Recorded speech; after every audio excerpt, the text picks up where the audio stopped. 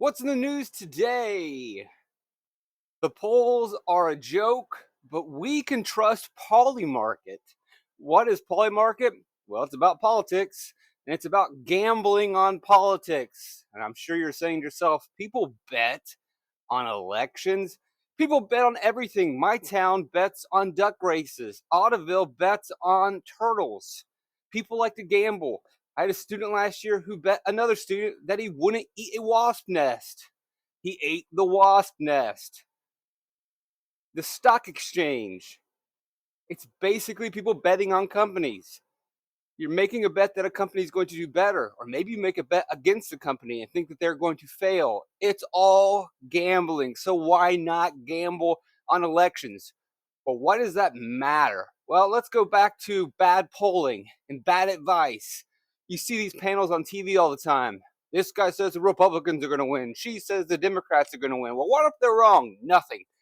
They keep coming back every single day. They are not held accountable for making inaccurate predictions. Doesn't matter. They have nothing to win or lose. They go on and talk. Same thing with the sports shows. What if this guy's wrong? What if his polling data is wrong? He's been on there for years. He's been wrong for years. Sometimes he gets it right. But there are no consequences of being wrong. Now let's think about gamblers at Polymarket. They're betting money on election results. If they lose, what happens? They lose their money. There are higher stakes for the gamblers on Polymarket. They can't be wrong. So then we ask ourselves, if the gambler has money to lose and the people on TV and the pollsters have nothing to lose because there's no consequences if they're wrong, who do you think's doing more homework? If there are no consequences to a test, you can pass, you can fail it, we won't count it against you. You're not studying.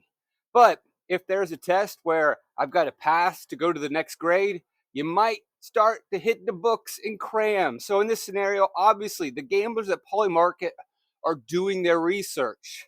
The rest, probably not. And so we can go to Polymarket and look at the data because there's real money behind this. These aren't made up survey numbers. These aren't crazy predictions. It's people putting their money on the line and saying Trump's going to win or saying Kamala Harris is going to win. So how does this Polymarket work? You can see the graph in front of you for Polymarket. Right now, Trump has a 50% chance of winning. Kamala Harris has 48% chance, and then Biden's at 0. And you can see the fluctuation, the red line of Trump going up and down. You can see the blue line of Joe Biden plummeting here after his debate. And then the rise of Kamala Harris.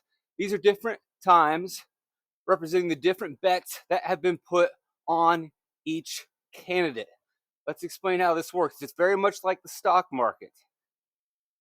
You're gambling that someone is going to win. You're betting on Trump to win, or you're betting on Kamala Harris to win. Just like you would bet on a company. You want to buy low, sell high. Or you can buy and hold on till they win. But it's very much like a stock exchange. Instead of buying stock in a company, you're buying stock in a candidate. Here's how it works. You can buy a share of Trump. You can buy a share of Kamala Harris. A Trump share today will cost you 50 cents. A Kamala Harris share today will cost you 48 cents. If Trump wins, you get $1. If Kamala Harris wins, you get $1 if you bought that share. So 50 cents today, you get $1 back, you made 50 cents. Yippee, woo, that's a small bet.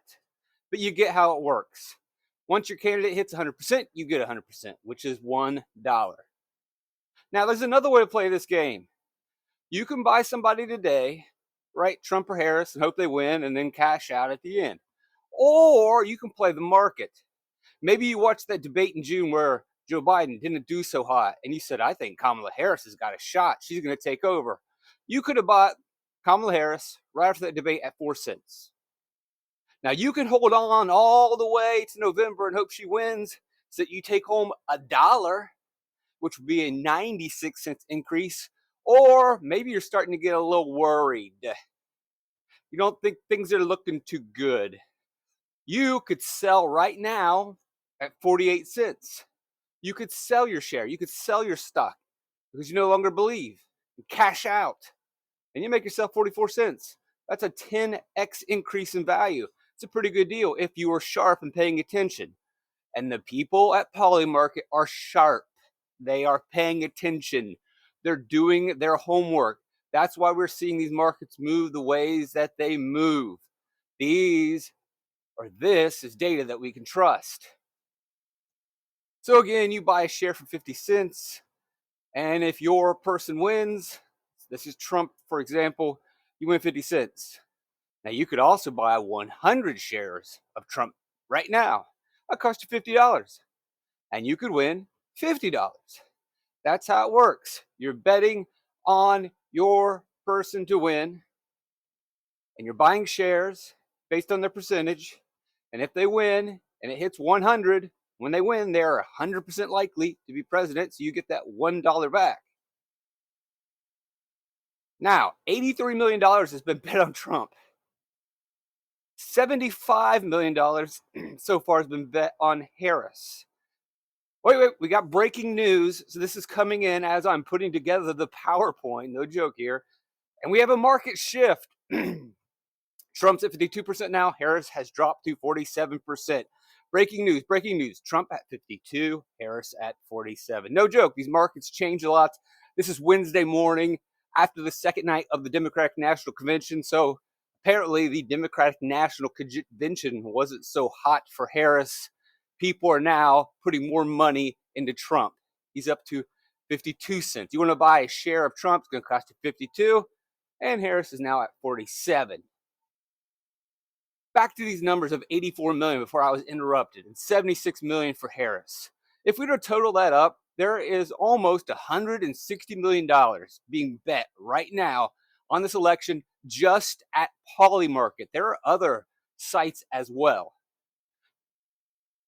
If we take that total and we divide 84 million divided by 159 million to see what portion of 84 million is it, how much of 159 is 84? It's 52.8%. 84 million out of 159 million in bets total. It's 52.8%. And that's how you get Trump's 52% number. And if we were to look, how much of 159 million is 76 million?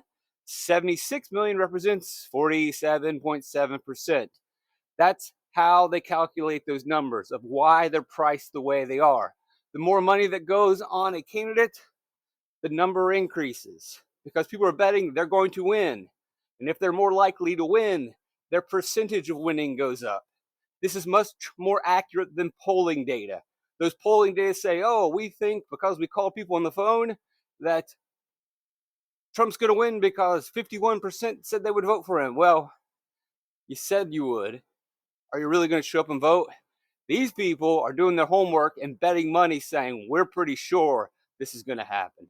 And so the more people that say, we're pretty sure Trump's going to win, the more money that goes on him, higher his number goes, or vice versa with Kamala Harris. Again, it's just like betting on the stock exchange, betting on a company.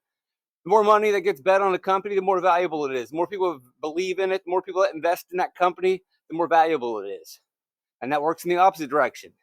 People can bet against companies. People can bet against candidates. So again, one share, 50 cents, you win 50 cents. 100 shares, $50, you win $50.